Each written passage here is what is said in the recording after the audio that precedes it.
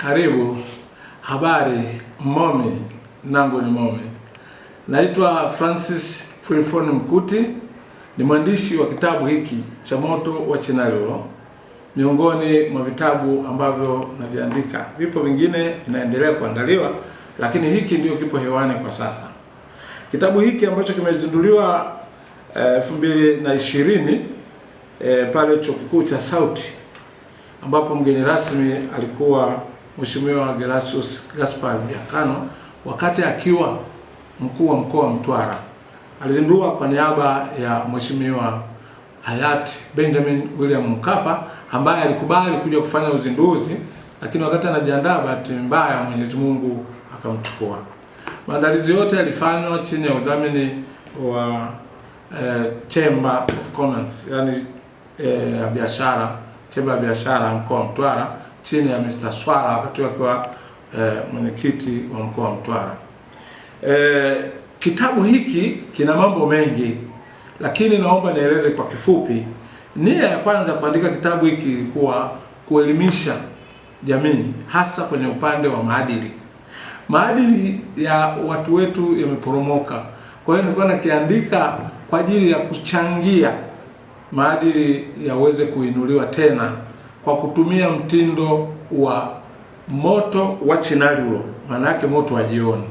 Wazee wetu zamani walikuwa wanakaa nyumbani jioni, watoto mchana wote wanakusanya kuni zile nzito, wanaziandaa. Ikifika jioni kabla ya chakula, wanakaa pamoja, wanawasha moto, mzee anakaa kwenye kiti, watoto na familia nzima ile wanazunguka ule moto, wanaota taratibu.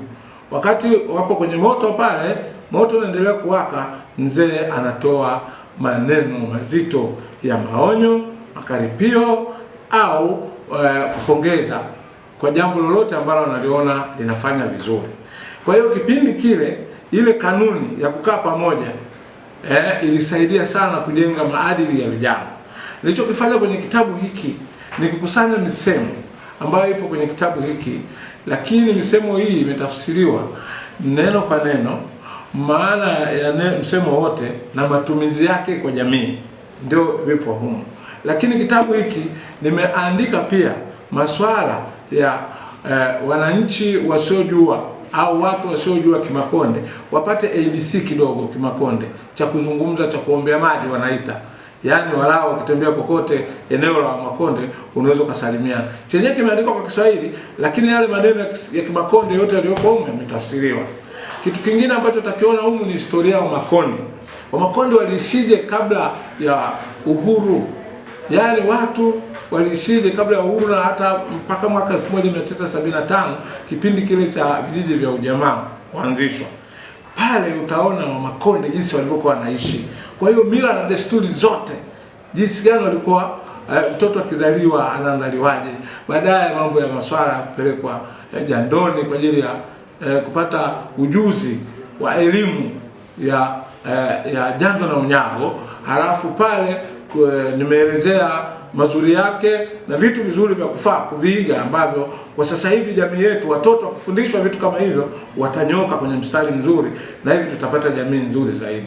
Lakini kuna maelezo ya namna gani Wamakonde walikuwa wanalima, walikuwa wanasaidiana kwenye mkumi, yani kukumilana, kwa maana ya kusaidiana kwenye kulima. Leo analima kwa Saidi, kesho kwa Yusufu, kesho kutwa kwa mama Zainabu, kwa mama nani, hivyo. Kwa hiyo ilikuwa inaelezwa huko. Lakini katika mila na desturi hizo, jinsi ya kumnyoa mtoto, jinsi ya kufunga ndoa, wengine walikuwa wanachumbia mimba, ili mimba ile akizaliwa mtoto wa kiume anakuwa rafiki yako, akizaliwa mtoto wa kike ndio kipaumbele kile cha kwanza cha kwamba mimba ile akizaliwa mtoto wa kike mimi ni mchumba wangu. Kwa hiyo anaanza kumwandaa kisaikolojia akiwa mdogo mpaka anapata akili, akienda nani kwenye unyago, akichezwa, akirudi, basi pale anafundishwa bila desturi, ndio anaanza kumtunza vizuri mume wake. Ni vitu ambavyo vilikuwa vinafanyika kwa maeneo ya Makonde. Lakini utaona masuala ya jando na unyago jinsi yalivyokuwa yanazinduliwa, inauguration, lakini yani ilikuwa lazima ianzishwe pamoja, palipanda peni mole. Pale wanaandaa vizuri mazingira yale na kuendelea huko mbele. Alafu baada ya mafunzo ya kila kijiji wanachukua moto kutoka pale palipata Pening'ole, eneo muhimu, ndo vijiji vingine wanaanza kujenga majambo kwa ajili ya kuwafundisha vijana. Vijana walikuwa wanakaa muda mrefu, kipindi chote cha mwaka mzima, kwa ajili ya kujifunza msimu wa mvua, msimu wa kiangazi, msimu wa kipupwe, wakati wote, ili wajue jinsi ya kujitegemea wakitoka pale. Kumbuka wakati huo ulikuwa hakuna elimu sasa hivi yenye mitaala kutumia kusoma na kuandika mashuleni. Hakukuwa na shule kipindi hicho cha mwanzoni. Kwa hiyo mafunzo ni yale yalikuwa yanatolewa jandoni. Ni ajabu iliyoje, maeneo yote ya Makonde ilikuwa inafahamika, kile kitu kimoja kilichokuwa kinasisitiziwa, mtaala wao ulikuwa unafanana. Na hii ni kwa sababu gani? Lazima wazee wa kaya wa Kulungwa wanatoa mwongozo, ule mwongozo ndio wanaambukizana kwenda kwenye maeneo mengine. Sio kukurupuka tu unaenda. Lakini ilikuwa inaenda vizuri na kurithishana vizuri, jinsi ya kutunza familia, jinsi ya kuelea watoto, jinsi ya kufanya wajitegemee, ndio ilikuwepo pale. Kwa hiyo watu walikuwa wanakaa jioni, wanaongea pamoja, wanakumbushana mambo ya msingi na kuendelea. Hii ilikuwa inasaidia mmomonyoko wa maadili usiwepo. Sasa nilichokifanya kingine ni kukusanya misemo. Hii misemo iliyoko kwenye kitabu hiki ni misemo ambayo imetafsiriwa, nimesema kwa sasa hivi iko 235. Misemo hii nimefanyia utafiti. Sikuipata tu kiholela. Nimefanyia utafiti wilaya ya Newala, wilaya ya Tandahimba, wilaya ya Mtwara, kwa maana Mtwara vijijini na Nyamba na manispaa. Wale watu wa zamani walikuwepo, walikuwa wanashirikiana na mimi. Lakini pia nimewauliza wasomi waliobobea, wale ambao wametokea wilaya hizi, ambao wamepitia kwenye mafunzo ya jando na unyago, wameishi pale zamani, walioko kazini na hata walioko maeneo mengine. Kuna maprofesa, kuna madokta, kuna mapadre, kuna wasomi mbalimbali wa vyuo vikuu wapo humu, na nimeandika sehemu ya shukrani. Kwa hiyo ndio maana hata kitabu chenyewe hiki dibaji imeandikwa na advocate, mwanasheria msomi, mwanasheria msomi, wakili Sebastian Mungano Warioba, ambaye aliwahi kuwa mkuu wa wilaya ya Tandahimba. Sasa ukiangalia hiki kitabu kina madini, yani kina vitu vizuri sana ambavyo kwa kweli ningeshauri watu wakipende hiki kitabu wakisome. Na nilikuwa nashauri serikali ifanye taratibu ya hiki kitabu kiwe miongoni mwa vitabu vya kwenda mashuleni, yani kikawasaidia wanafunzi wetu, kitawasaidia walimu, kitawasaidia watu wanaofundisha lugha, wanaofundisha mambo ya utafiti na vitu mbalimbali ambavyo vinafundisha maadili. Na lengo kubwa kuhakikisha watoto wawe na maadili mazuri, lakini wajifunze lugha na wakumbuke mila na desturi ambazo sasa hivi zinapotea, kuwaheshimu wakubwa, kuwafanyia vitu vinavyotakiwa. Sasa nikupe mfano mmoja tu wa msemo ambao nimetafsiri humu. Tena naomba ni usome tu kama ulivyo. Kwa mfano kwenye ukurasa huu wa 335 ambao kuna msemo wa 233 unasema yahama ikwende. Yaani yahama ikwende maana yake, maana ya maneno yahama achama, ikwende ikuingie. Yaani maana ya jumla inasema achama ikuingie, yahama ikwende. Yaani hapa matumizi yake ni kwamba Wamakonde walijua ili kupatanisha watu, ili kumaliza ugomvi wa aina yoyote, lazima mmoja akubali kuvumilia. Amvumilie mwenzake jishushe kwenye mapatano, basi mmoja akubali kujitolea kuacha kile ambacho jamii inayomzunguka haipendi. Kwa hiyo pale ndio tunasema kwamba yahama ikwende, yani maana yake kubali yaishe kwenye msemo wa Kiswahili. Kubali yaishe. Sasa msemo kama huu yahama ikwende, Wamakonde wanatufundisha swala la mawasiliano kati yetu. Lakini swala la kukubali yaishe. Kama unapewa dawa, hata kama ikiwa chungu, achama wakutee dawa mdomoni umeze ili ugonjwa utoke. Na ndio hivyo hivyo, ili kuleta amani lazima tujitahidi sisi wote tufanye kazi kwa bidii, tuenzi mazingira yetu, tusikilize taratibu za serikali zinasema nini, na sisi tuzifuate, kutoa taarifa kwenye serikali kwa watu wabaya wanaotuvamia, wanaotufanyia vitu vibaya, tutoe taarifa serikalini ili kusiwe na unyanyasaji, kusiwe na watu kuonewa, kusiwe na watu kufanywa vibaya. Pale maadili tunajenga. Watu wachape kazi, wawe wasikivu na familia zao. Hii ndio tunasema ya hama ikwende. Vijana, kubali yaishe, fuateni maadili ya wazee ili muishi vizuri kwa utaratibu unaotakiwa. Vijana waache kupigiwa kelele. Inatosha sasa. Inakera kila mara vijana siku hizi, afadhali tuishi vizuri, turudi kwenye maadili yetu. Na ukitaka kupata hayo yote vizuri, ndugu yangu, soma kitabu hiki cha Moto wa Chenali. Lakini sasa tumefungua ofisi kule Mtwara Ziwani Majengo, ambako kuna kituo cha utalii ambacho kinasaidia na utafiti. Kule Mtwara ukifika Ziwani Mtwara, mtaa wa Majengo, kuna kitu kinaitwa Makuto.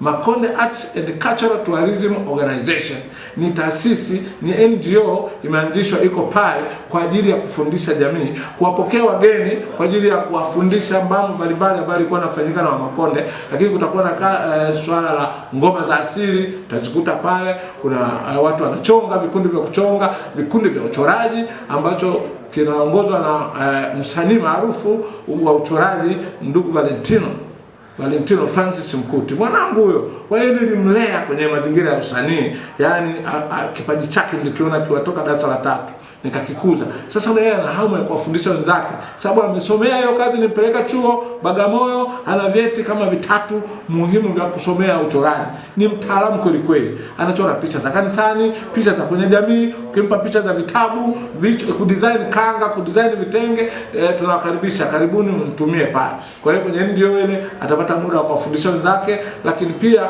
atapata muda wa kufundisha watu kudansi, kwa sababu pia ni mwanamuziki. Yeye amebobea kwenye sanaa. Lakini hayo yote ni mfano wa malezi yaliyotoka kwenye kitabu hiki cha Moto wa Chenali. Tafadhali na wakaribisheni wote tukipende hiki kitabu, na ukitaka kukipata vizuri kwa sasa hivi natoa vipande kwenye kueleza. Nenda kwenye YouTube, andika tu Moto wa Chenali, utapata pale maelezo. Nenda kwenye TikTok, andika tu Moto wa Chenali, utapata pale habari nzuri. Nenda kwenye Instagram, andika Moto wa Chenali, itakuja hiki kitu.